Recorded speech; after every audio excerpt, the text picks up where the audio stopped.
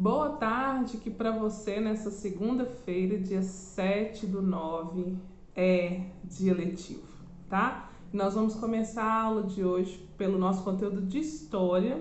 Nós vamos trabalhar o capítulo 5, da página 4 até a página 10. Nós vamos entender esses desafios da República, né? Que ela vai buscar pela cidadania completa, mas ela vai estar repleta de grandes desafios, essa República, tá? Vamos lá no início do capítulo, pessoal. Você já participou de alguma eleição na sua escola? No seu bairro ou na sua comunidade? Em casa, se houver alguma votação para escolher qual seria o almoço, por exemplo? Ou onde que passariam as férias? Já imaginou se o seu voto contribuísse para que a maioria fosse feita, a maioria da vontade fosse feita?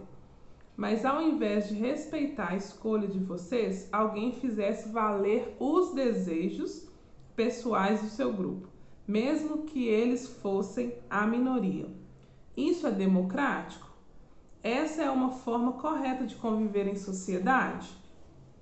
Ao longo da história, podemos encontrar muitos casos de homens e mulheres que decidiram suas vidas a buscar melhores condições para si e para os outros. São pessoas que não se acomodam diante da forma como a sociedade da sua época era organizada e se posicionaram contra as autoridades e outros grupos que priorizavam o bem-estar de todos.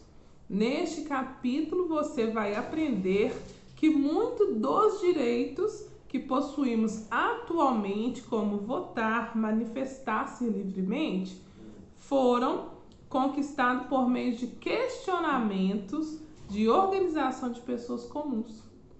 Você vai ver também que o exercício da cidadania começa em casa e na escola. Pois bem, olha que papel importante você tem de exercer a cidadania, de exercer o seu direito. Então, bora lá começar a se posicionar, tá bom?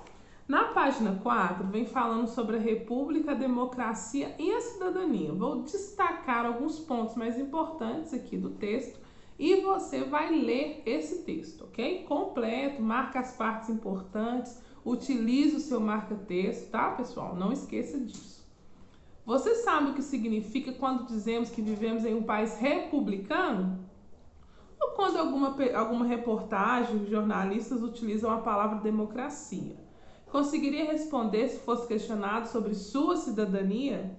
República, democracia e cidadania são conceitos importantes para entendermos o modo como vivemos. Por isso, vamos estudá-los neste capítulo. Podemos definir a república como uma forma de governo no qual o povo é soberano, ou seja, as decisões do povo são as que devem ser levadas em conta, diferente da monarquia, que é a forma de governo em que a rainha e o rei possuem o poder de decisão, sem qualquer participação popular, tá? Inclusive, tem até uma foto aqui da urna eletrônica que no Brasil é utilizado, tá? Para o sistema de votação e de escolha dos candidatos, tá? Em uma república, a autoridade máxima é eleita pelos cidadãos e passam a ocupar o cargo de presidente da república, que cumpre suas funções em tempo determinado. No Brasil, o mandato de um presidente dura 4 anos. E é importante sempre lembrar que as eleições devem ser livres e o voto é secreto. Então, o voto não é uma coisa que você divulga o tempo todo em redes sociais, você comunica livremente. O voto ele é secreto, tá? E ele tem que ser feito de forma... tem que pensar sobre ele, tem que fazer com responsabilidade, tá? Então, quando vocês tiverem idade para votar, façam isso com a maior responsabilidade do mundo, porque as pessoas que estão escolhendo os representantes dela, tá? Inclusive, pessoal, nós vamos ver os textos, as palavras destacadas aqui: democracia, ditadura e cidadania.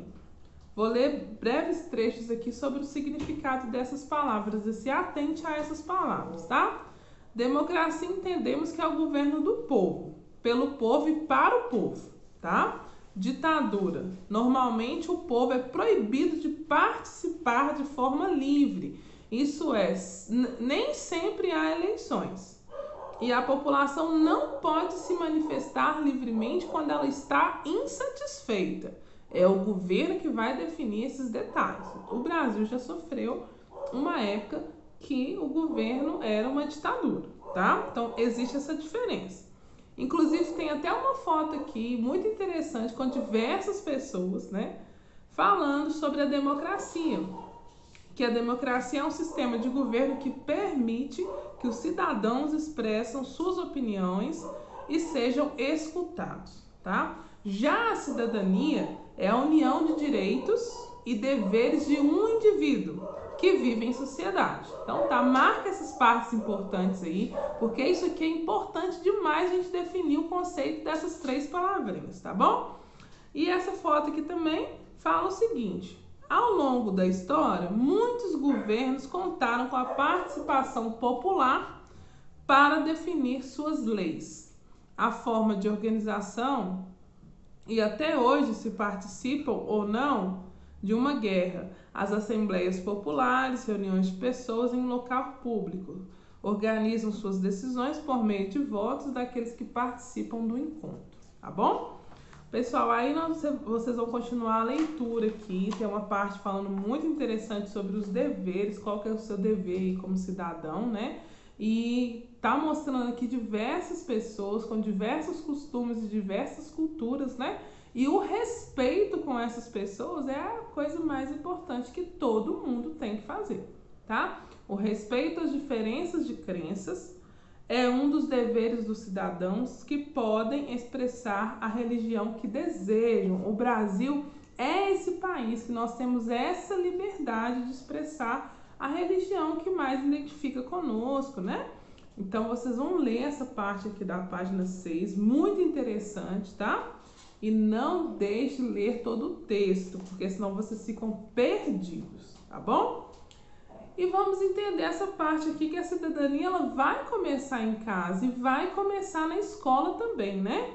Embora a discussão sobre cidadania fique muitas vezes focada só na questão política, ela passa também pelas ações praticadas por uma pessoa que deseja contribuir para o bem-estar comum em seu cotidiano. Para ficar mais claro, vamos exemplificar aqui, ó. Na hora do recreio, você quer jogar com seus amigos, mas não respeitam as regras das brincadeiras, todos vão sair prejudicados. Infelizmente acontece, né? Na nossa sala a gente já teve vários episódios que eu tive que fazer intervenções porque pessoas não concordam com regras. Então, a regra é, quando você segue a regra, você está seguindo um exemplo de cidadania, tá? Assim é ser cidadão em uma sociedade democrática. Todos precisam de entender e respeitar as regras de convivência. Isso é o princípio básico de viver em sociedade. Respeitar as regras de sobrevivência. Ajudar nas tarefas domésticas, manter os espaços limpos comuns da casa, são hábitos que parecem simples, né? Mas ajudam a formar consciência de viver em coletividade. Participar das atividades da escola, respeitar os colegas, ser inclusivo, ajudar a eleger representantes de uma turma, são formas importantes de participar e ter uma boa convivência. Nós estamos fazendo tudo de forma online e remota, né? Então, quando você se posiciona bem numa aula online, você consegue demonstrar cidadania até nesse momento, tá bom? Tem até umas fotos aqui muito interessantes, tá? Leia essa parte aqui explicando as fotos.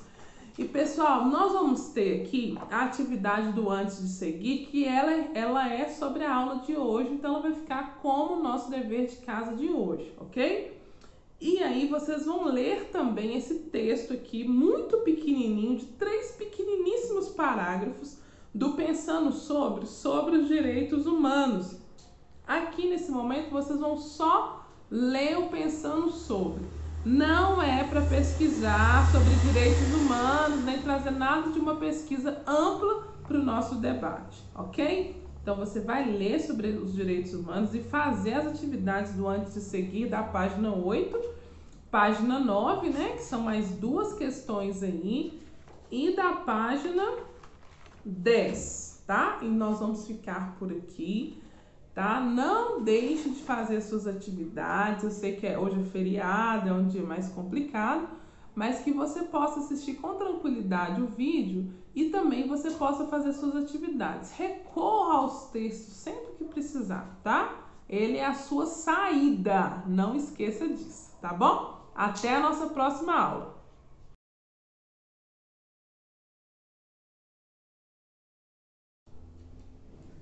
Boa tarde! Começa o nosso conteúdo de geografia desse dia 7, essa segunda-feira de feriado, mas porém de aulas, né? Do nosso dia letivo. Não fique bravo, tá?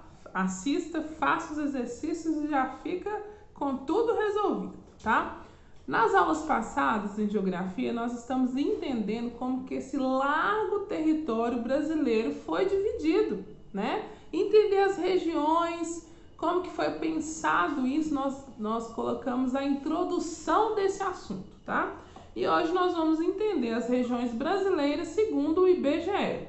Já falamos sobre o que significa essas letrinhas, né? Instituto Brasileiro de Geografia e Estatística. Não se esqueça do que significa, tá? Mas você vai ouvir falar muito sobre o IBGE, tá?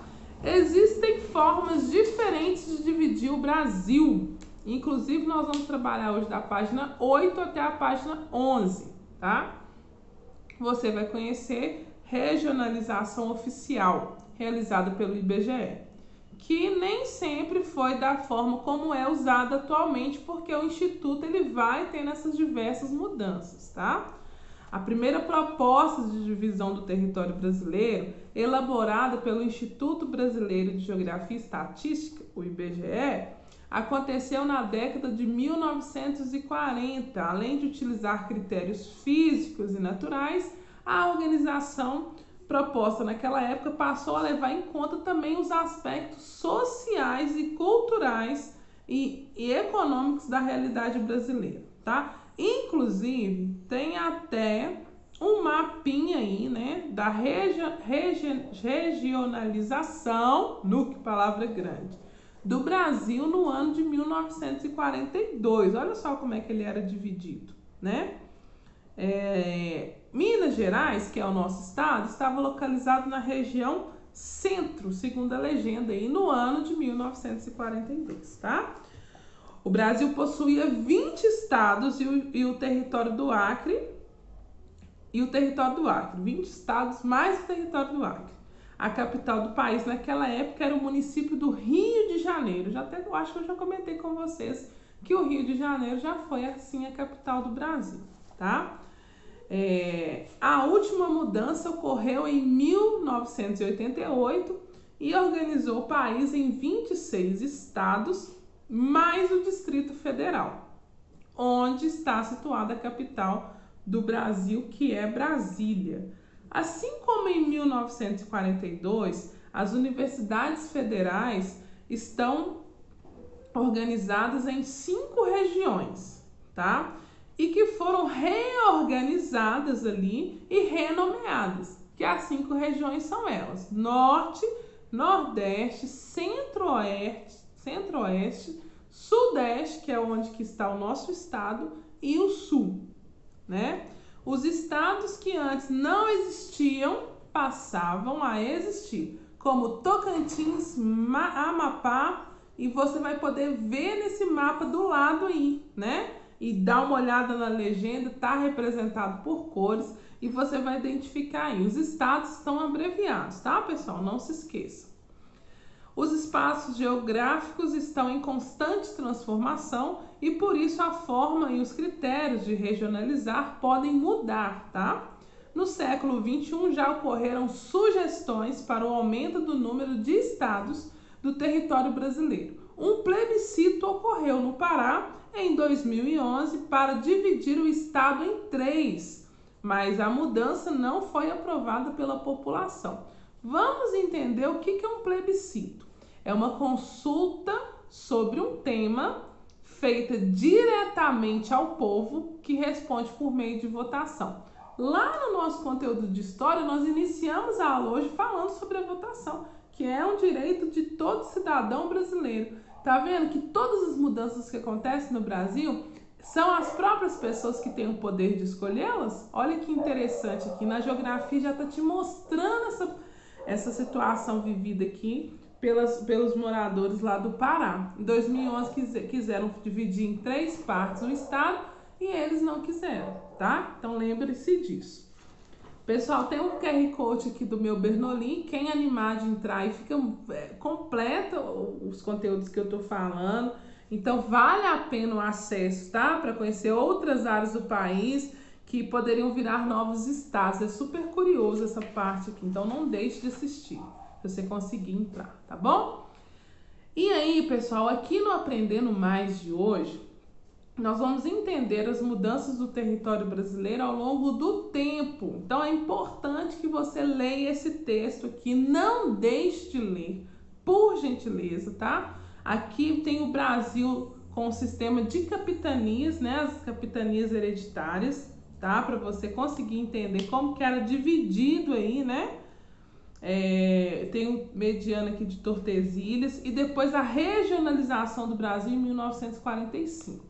Esse mapa de cima aí é o Brasil 500 anos, quando foi descoberto, tá? Esse primeiro momento aí do Brasil, né? Como monarquia ainda, o rei que decidiam coisas, a coroa portuguesa, né? Que comandava tudo.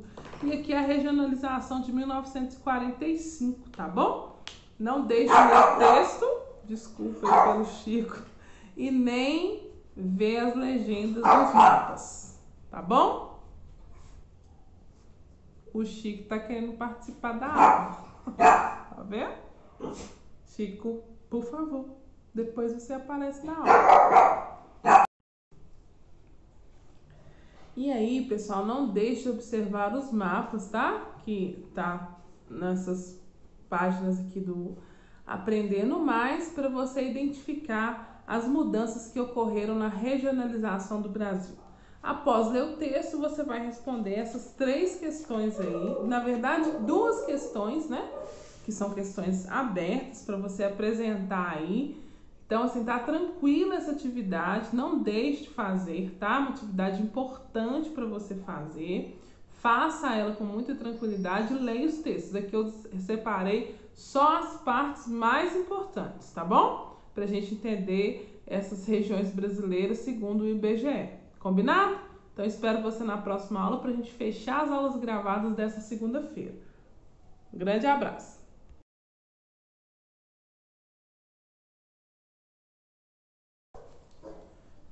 Olá! Começa a nossa última aula do bloco de aulas gravadas do dia 7, né? Dessa segunda-feira, a nossa segunda letiva aí, tá? E nós vamos trabalhar da página 9 até a página 16, falando sobre a fração como uma divisão, tá?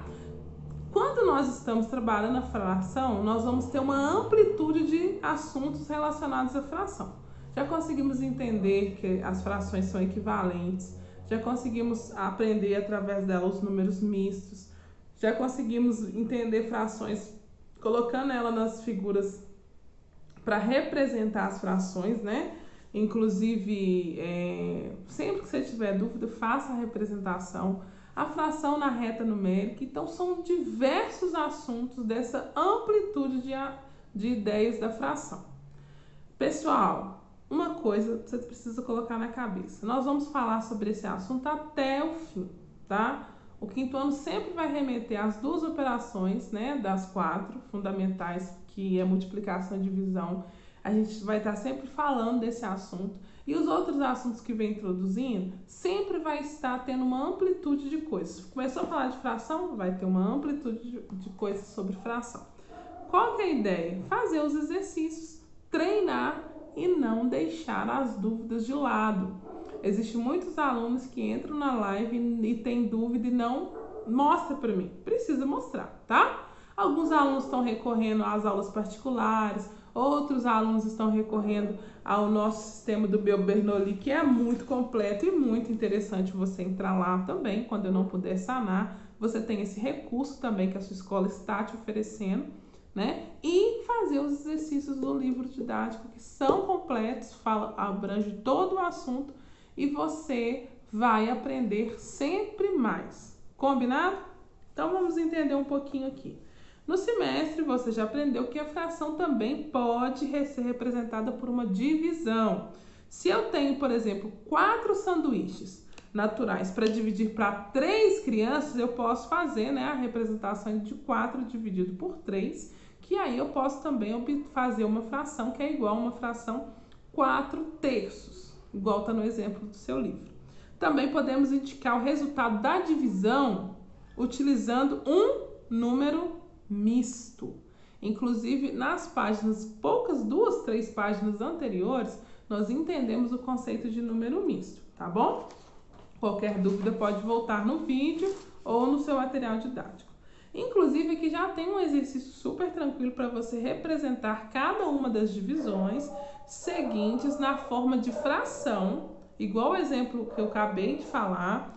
E nos casos dos resultados maiores do que um inteiro, você vai representar da forma de número misto, tá? Então, pega essas frações aí, vão representar elas. E em casos de números maiores do que um inteiro, você vai representar no número misto, ok?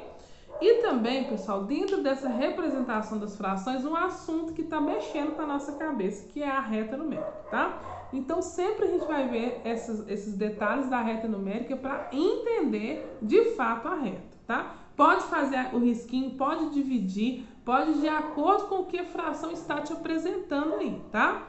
Vamos representar o resultado de divisões, né? Nesse momento aqui de representação da reta numérica, de frações na reta numérica. Nós vamos apresentar o resultado das divisões como as anteriores na reta numérica. Vamos começar por 7 dividido por 4. Como 7 dividido por 4, a fração é 7/4 e o número misto é 1 inteiro e 3/4, devemos dividir o intervalo de 1 e 2 em 4 partes do mesmo tamanho. Então, localizar a terceira parte. Olha o exemplo aí, tá vendo? Que dividiu o intervalo do 1 até o 2 em 4 partes iguais. Olha só. E aqui a gente vai localizar a terceira parte, olha só. 1 meio mais 1, 1, 2, 3, desculpa. Do 1 até aqui, antes de concluir o 2, eu tenho a terceira parte que eu vou representar aqui da fração do número misto, tá? Esse exemplo tá no seu livro na página 10 aqui, ó, pessoal. Hoje eu nem compartilhei tela não, tá vendo? O exemplo aqui.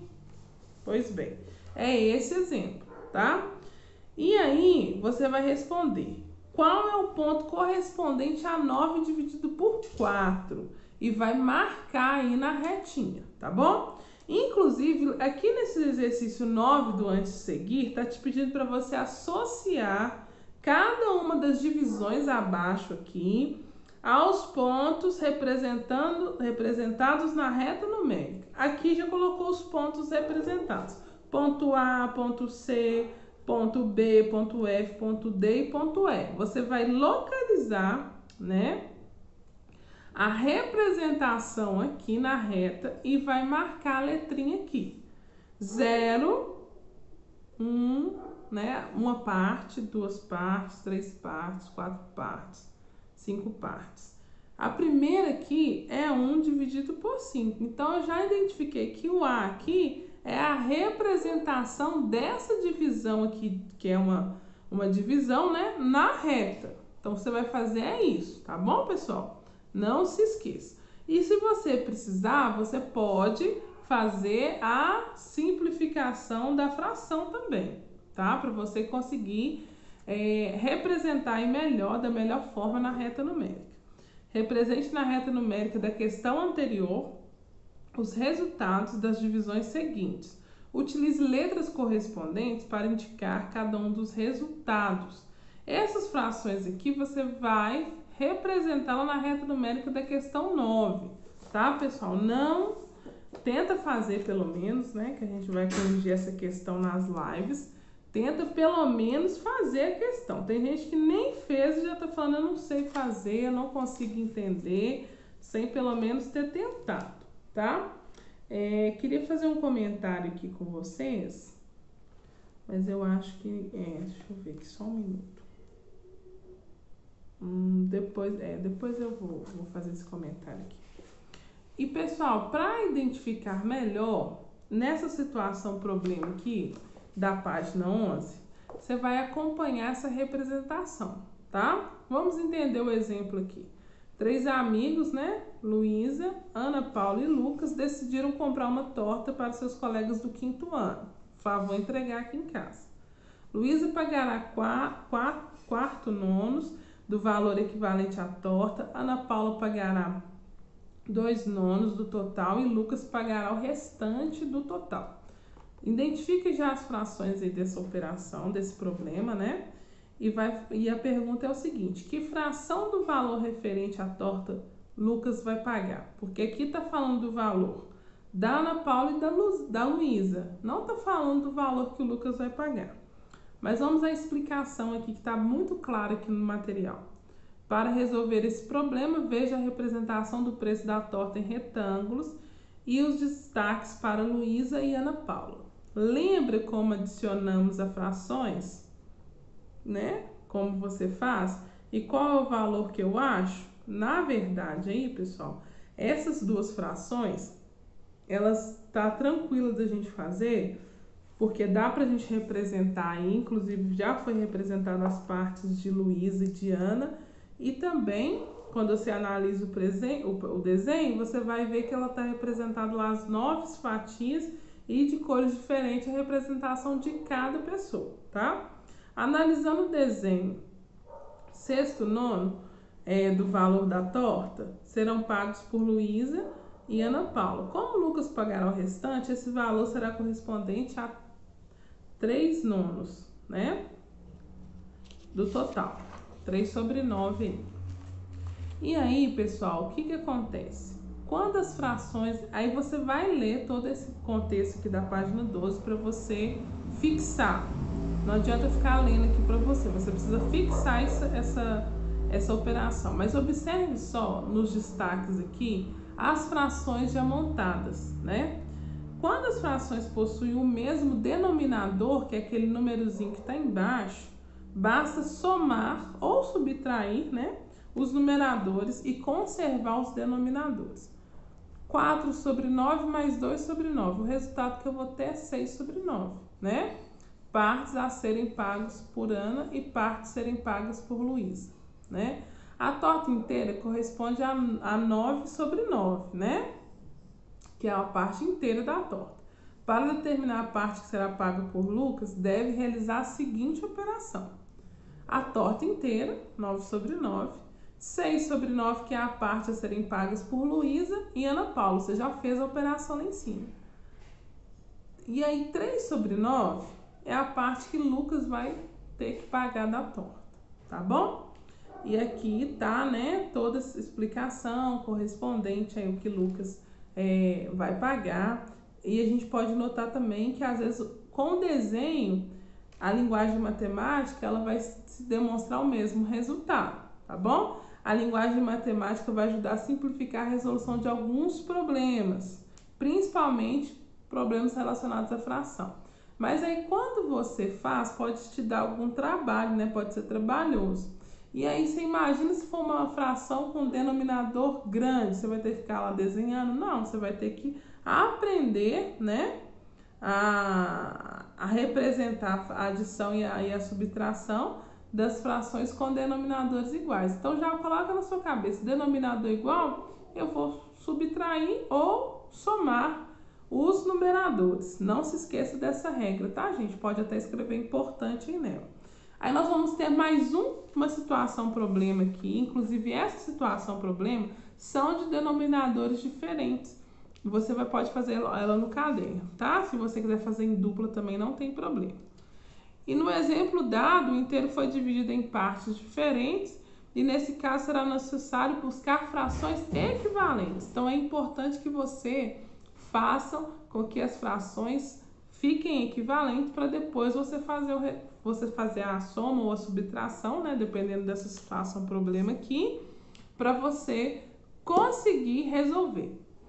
Inclusive, pessoal, o livro já está te mostrando as frações equivalentes da Vitória e as frações equivalentes do Vitor. Olha que interessante.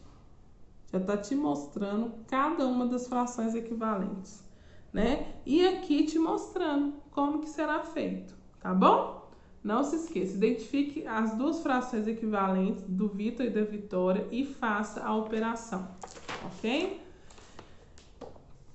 Não deixe de ler essas situações, problemas aqui, tá, galera? Eu tô pulando aqui, assim, não vou ficar lendo na aula gravada, mas é para você ler, não deixe de ler, tô te passando as partes importantes. E com as frações possuem denominadores diferentes, a regra deve-se buscar frações equivalentes que tenham o mesmo denominador. Depois basta somar ou subtrair, conservando os denominadores. Tá bom? Aí nós vamos fazer aqui esse problema não é problema, que é uma questãozinha só, e o antes de seguir, tá? Da página 15, que ele vai até a 16, com algumas situações das situações problemas e situações envolvendo frações com divisão, como divisão, tá bom? Anota as suas dúvidas, assiste tranquilo, volta no conteúdo quantas vezes você precisar, que nós estaremos à disposição aí nos canais da escola, tá certo? Bons estudos, uma boa segunda-feira para você, de segunda letiva, e nós vemos amanhã na nossa live, né? Se assim tudo der certo. Obrigado, pessoal. Tenha uma boa tarde.